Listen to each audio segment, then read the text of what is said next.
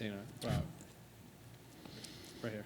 A lot of changes to this card, a lot of fights that fell apart or had to be redone the last 36 hours. Can you remember a time like this where I know you always say you're ready for anything, but I'm sure you're not ready for. We're proving it again. Yeah. We're ready for anything. You know, obviously there's some things that we couldn't pull off, but you know, this is going to happen.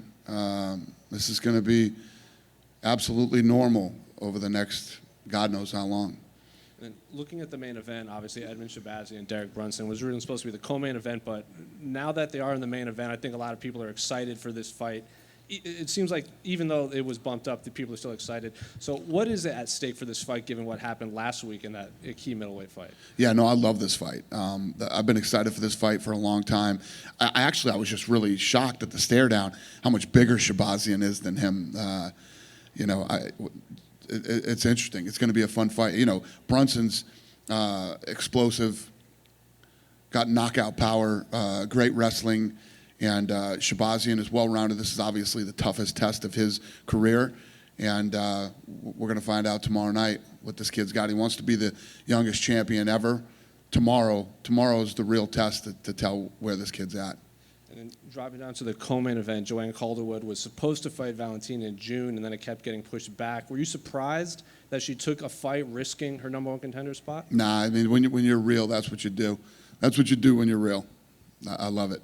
And then some housekeeping. I'm sure you saw Conor McGregor tweeted, like, I accept. Does that mean anything, or have you spoken to him at all? Yeah, that was Hamzat. Hamzat posted, I want Nate Diaz, Masvidal, or McGregor. And McGregor said, I accept. That's what that was. Is there any interest in actually making that fight? No. No, I mean, listen, Conor's retired, and Conor's move right now is sit back, let's see how this year plays out and see what's next for him. You know, you know he wants the Khabib fight. That happens October 24th. So we'll see. Is that Khabib Justin Gaethje fight? That's going to be on Fight Island, I would imagine. Well, we haven't announced where yet, but probably, yeah. And then one final one. What did you make of the Herb Dean, Dan Hardy situation that happened, the fight card? Yeah, let me say this to you guys. I'm glad you asked me that question. Something went down last night in Abu Dhabi, too, where Goddard got pushed. And I want to make this very clear. If you work for me and you approach a judge or a referee or any type of official, I will fire you. You will lose your job. You will never work for me again if you do that. Nobody has the right to, listen, you want to criticize judges, you want to criticize referees, you didn't agree with a decision or things like that. We love Dan, you know, Dan got emotion. And the problem is now, with this setup, it's a lot easier to do, okay? It's a lot easier to interact with everybody, from the fighters to the refs to the media and everybody. If you work for me at any capacity and you approach a referee or judge or an official, I will fire you that night on the spot. That can never happen here ever again.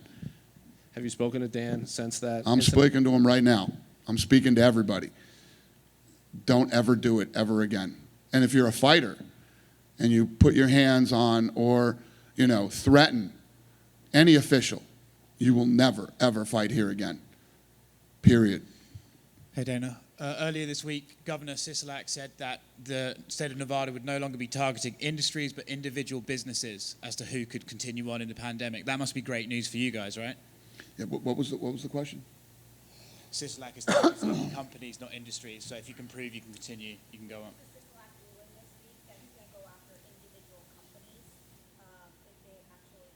Yeah.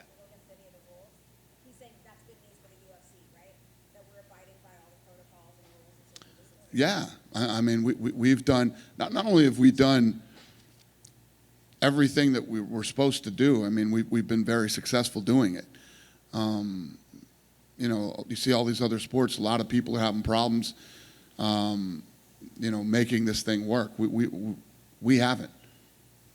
Earlier this week, the Nevada State Athletic Commission released a proposal of what they're going to talk about at the next meeting, and on it says the next UFC pay-per-view 253 could be here in Vegas. Is that correct?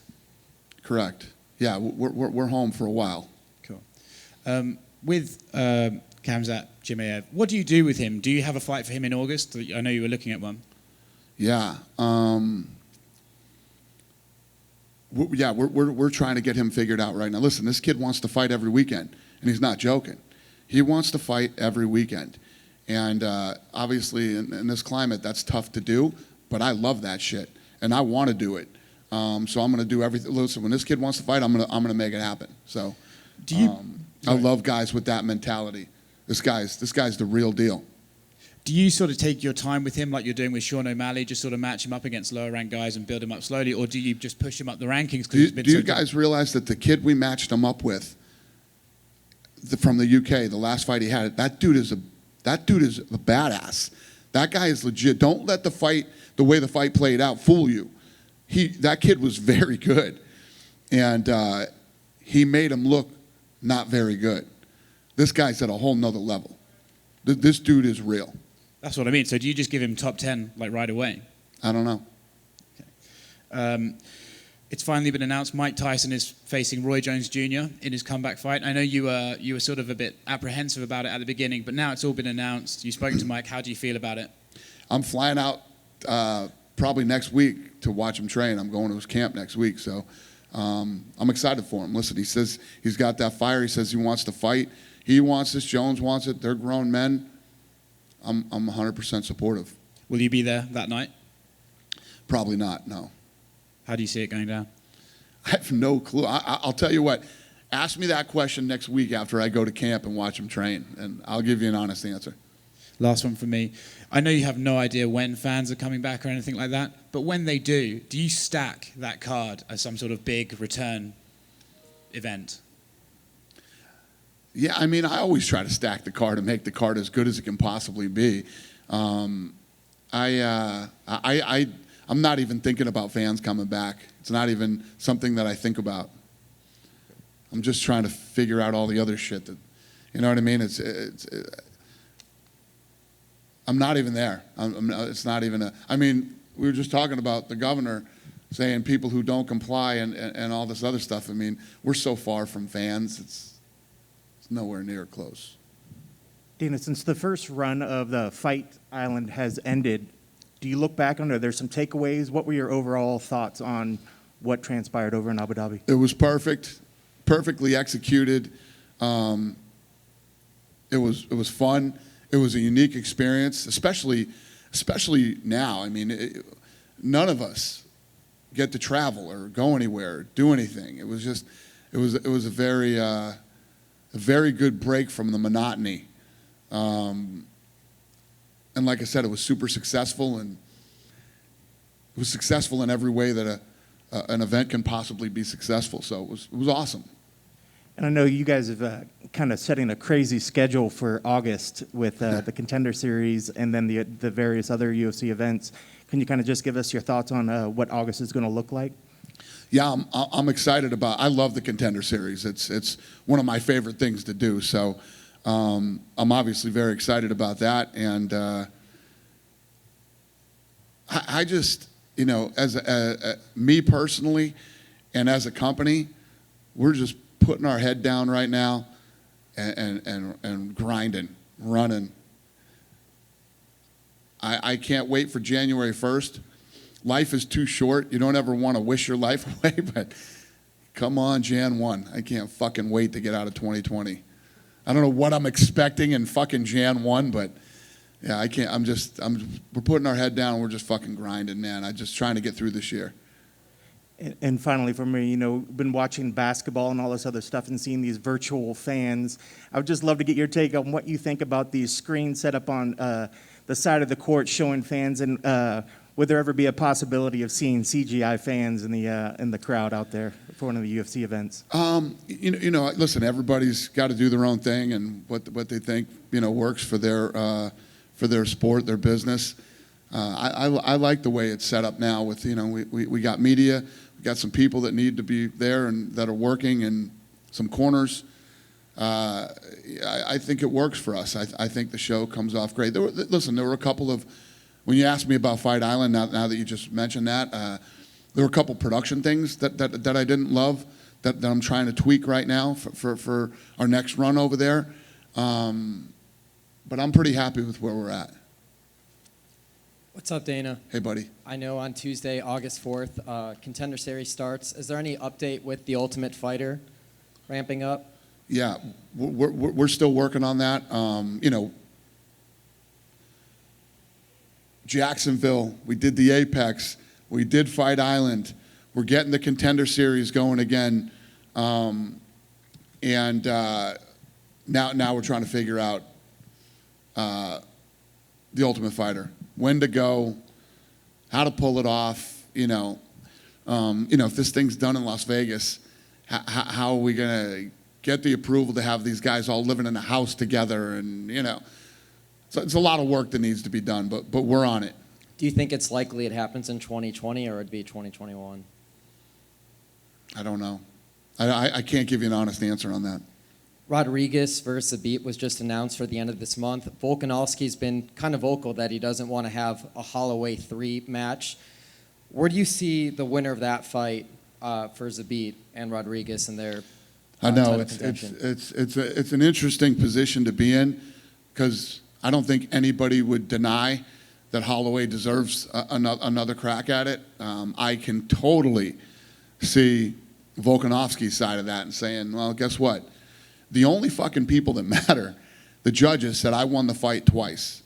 I'm ready to look at another opponent. So I get both sides. I need to really sit down and talk to the boys. We haven't talked yet, Sean and Mick, and figure out what we think is the next best step for Volkanovski And lastly, and Max. Okay. And lastly, for me, this weekend, Angela Hill makes her debut as an analyst for this fight card. Just curious how that came about and what her future is in store for broadcasting with the UFC. Yeah, well, we'll find out. All of our fighters, really, if you look at the UFC and how many fighters have got to work in TV while they were fighting or when they're done fighting, it's actually pretty cool. And it's a testament to how sharp, these people really are and how talented they are. Because that isn't easy. Getting on there and calling fights or whatever you're doing on television isn't easy. These guys are doing it with no training. They didn't go to school for this shit. And it's pretty impressive. And she, contrary to what she believes, I love that kid. I know that, in her last fight, I don't know what she saw, in the Claudia Gadelha fight, but for some reason she thought that I didn't stand up for her and that she won the fight and things like that. She couldn't be more wrong. We love her here, and I'm happy to see her getting this opportunity, and I hope she kills it. Yep. Yeah, Kathleen Vieira, she's not going to fight next week here in Vegas, but Jennifer is fighting tomorrow. So, if I'm not wrong, Brazilians are not allowed to get inside the U.S. yet. Are you guys working with the immigration to help Brazilian fighters to come to the U.S. to fight? Listen, anybody who can't get into the U.S. will go to Fight Island. So yeah, so how Jennifer is fighting this week? How is this process? I don't know the specific situation or how it worked out. I don't know. But if you can't get into the country, we fight you in Fight Island. If you can get into the country, we fight you here. Yeah, that's the doubt, because if I'm not wrong, on the website says that Brazilians are not allowed to get inside the U.S., but Kathleen was supposed to fight next week, but she said she's fighting in Vegas September 12th, so she can't get inside, but she couldn't get the visa at the time. So this bureaucracy, we don't have the details about it. So my question is are you guys working with the immigration to help Brazilians to get inside the U.S.? Of course we are. Yeah. We're working with everybody, with immigration, with everybody to get into the country or get into Fight Island. Of course. Yeah, okay. Well, what kind of help? We don't just say, does it hey, work? figure this shit out and let us know how it works out. We have a whole immigration department that literally that's what they work on. Sure. My last question is, do you have any update about the deal with Venom? Any update about the fighters' payment? If something's going to change about the Reebok deal? What's the question? He's asking if you have any details about the Venom partnership in terms of fighter pay. Yeah, they'll be paid. Yeah, but do you have any update? Is something's going to change between the Reebok deal, Venom deal, about fighters getting paid? No, they get paid. The same amount? Reebok paid them and Venom pays them. I think they get more in the Venom deal. Do you have any update, the specific amount, or not yet? No. Okay. Any other questions? All right. Have a good day.